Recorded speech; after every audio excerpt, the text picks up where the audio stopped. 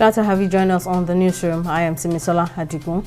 The Nigerian army has vowed that it will unmask, arrest and bring to book the perpetrators who murdered two of its soldiers in Imo State.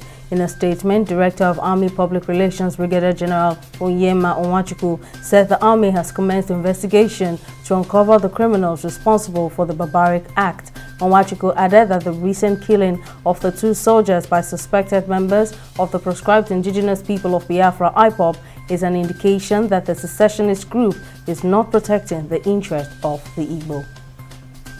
The Anambra State chapter of the People's Democratic Party (PDP) screening committee has cleared its candidates Valentine Ozigbo, Uche Ekwunife, Stella Odua and others for the party's primaries ahead of the senatorial election in 2023.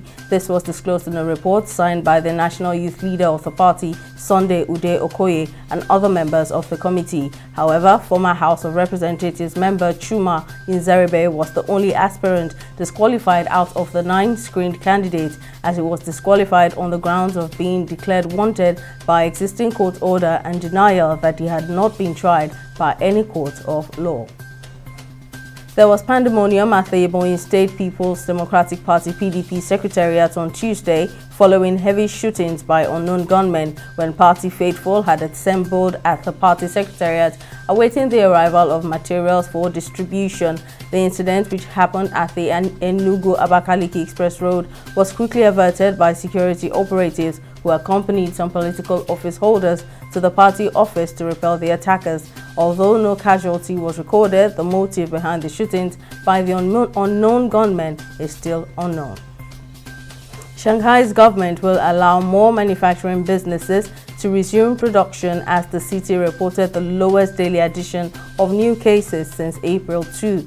On Tuesday night, the municipal government issued revised guidelines asking companies that are ready to comply with virus control rules to apply to resume production. According to data released on Wednesday, new COVID-19 cases in Shanghai fell for the 13th consecutive day, with authorities discovering a total of 4,982 cases over the past 24 hours. The federal government has announced that borders in the northeast and north-central regions are yet to meet the reopening specifications 1 week after the federal government announced the second phase of the reopening of land borders. National Public Relations Officer of the NCS, Timi Bomodi, mentioned on Monday that until the borders were certified to be reopened, they will remain closed. The federal government had last week approved the reopening of Idiroko, Jibia, Kamba and Ikom land borders.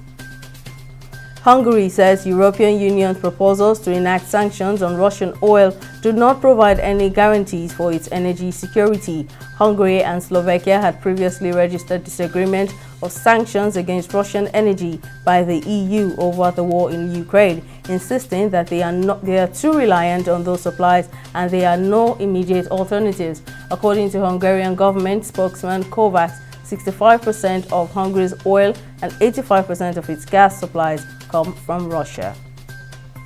French giants Paris Saint-Germain are said to be considering a move for Napoli Nigerian striker Victor Osimhen as a replacement for Kylian Mbappe should the Frenchman leave for Real Madrid in the summer. According to reports, the Gunners had indicated interest of the striker during the January transfer window, but turned their attention to signing Fiorentina striker Dusan Vlahovic, but the Serbian opted to join Juventus instead. Speaking to German website, transfer specialist journalist suggested that PSG could move for Osimhen this summer should Mbappe leave the club. That's the latest on the newsroom. Join us in the next hour for more. Thank you for watching.